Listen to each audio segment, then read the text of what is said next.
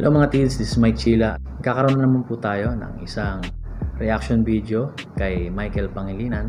Magkakaroon na naman po tayo ng isang reaction video sa isang kanta na pinamagatang Our Father. This is a worship song. Kanta po ito ni Don Moen originally. Magkakaroon po tayo ng reaction video dito sa kanta na to o sa cover na ito ni Michael kasi request po ito ni Warren Stifler. So Warren Stifler, maraming salamat sa comment mo. Salamat sa request mo. Ito na yung request mo. Si Warren Stifler po ay nag-comment ng ganito: I enjoy watching your video. Please react to Michael Pangilinan song Our Father cover.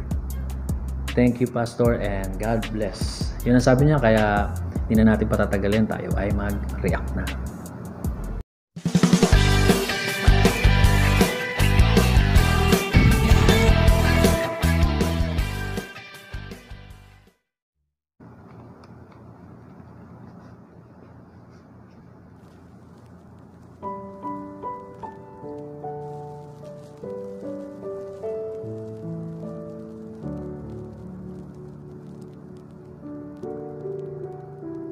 Hear our prayer. We are your children. We've gathered here today.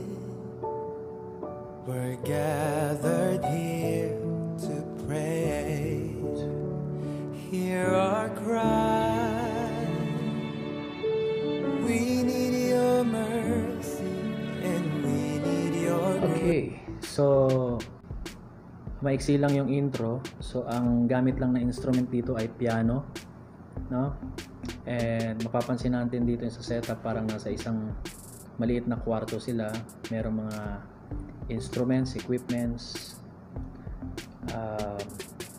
at naka-hood si Michael Pangilinan, naka-sombrero. Meron siyang gamit na headset. And we know Michael Pangilinan, he's a R&B singer, di ba? Kapag sinabing R&B singer, magaling yan, mahusay ang boses, mataas ang boses, maraming kulot. So, maganda yung pagpasok dito ni Michael, maganda yung sound ng boses niya. Kaya ituloy natin. So, tungkol naman sa lyrics, yung lyrics is about prayer. Prayer to God regarding to the people of God. So, tuloy natin.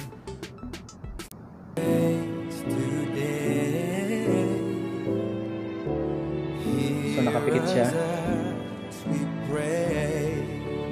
We pray. Our Father, who art in heaven, hallowed be thy name. So meron ding tumutunog na parang violin.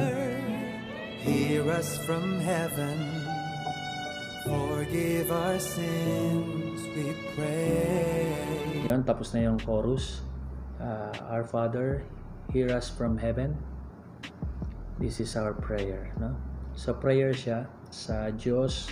Actually napapanahon to, no, dahil yung panahon natin ay pandemya, crisis, bagsak ang economy, maraming may sakit, marami ring namatay, maraming nai-stress, maraming problema. We need to come to the Lord. We need to pray. We need to surrender. We need to humble ourselves to the Lord. So maganda itong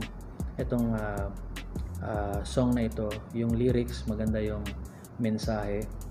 And si Michael, nakikita ko yung kanyang pagkanta with all his heart, with all his passion. Makikita niyo, mapapanood nyo, nakapikit pa siya habang kumakanta.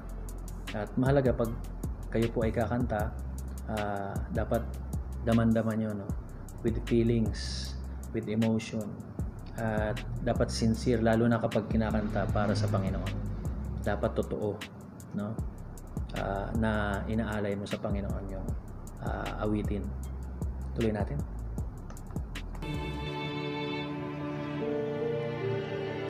Hear our song as it rises to heaven.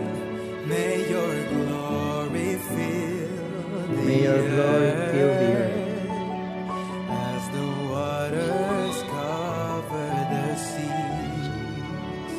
See our hearts and breathe.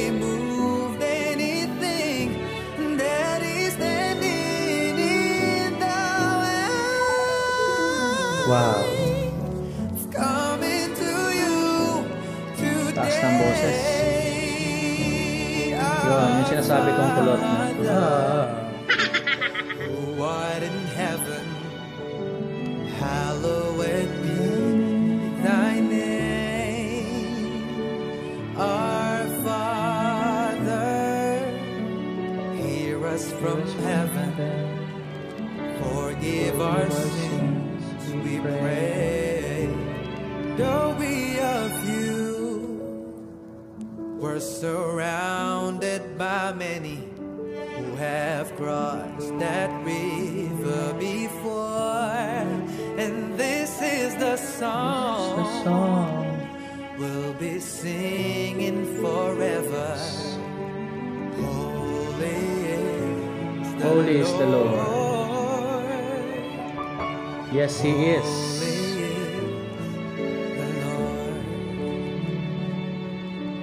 Holy is the Lord. Holy is the Lord. Holy is the Lord. Our Father, Who art in heaven. who art in heaven, hallowed be Thy name. thy name. Our Father, hear us from From heaven. heaven. Forgive our sins, we pray. Hear our prayer. We are your children, we've gathered here today. We're gathered here to We pray. gathered here to pray.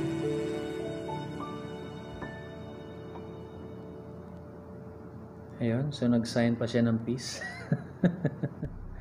So, ayun, maganda yung napanood natin. Reaction, more reaction.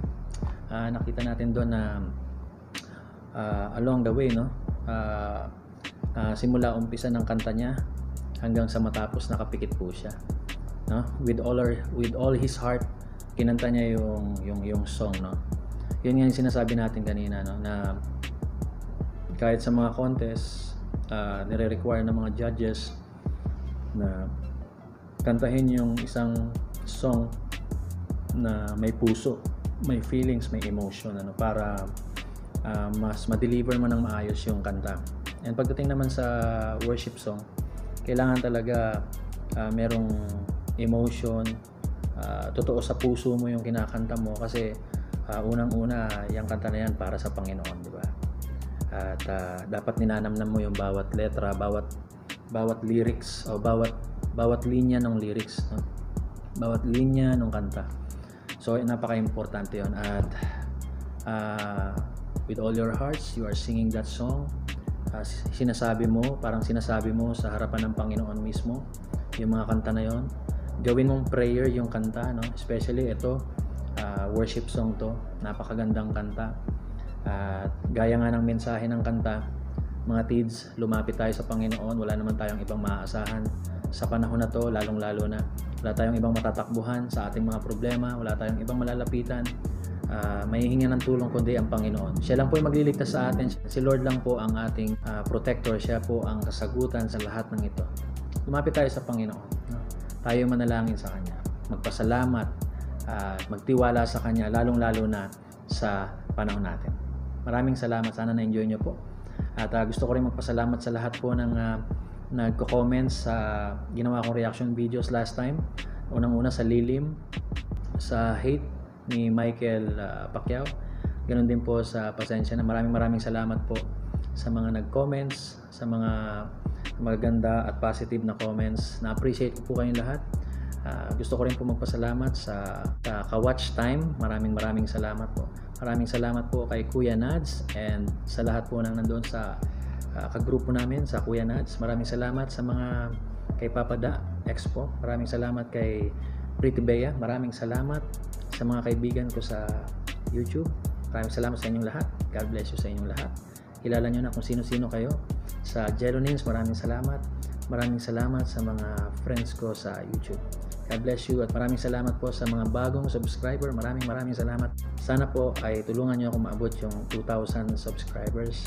And kung kaya po natin, reach po natin yung 1,000 likes sa video na to. Maraming salamat sa inyo. God bless. Bye-bye.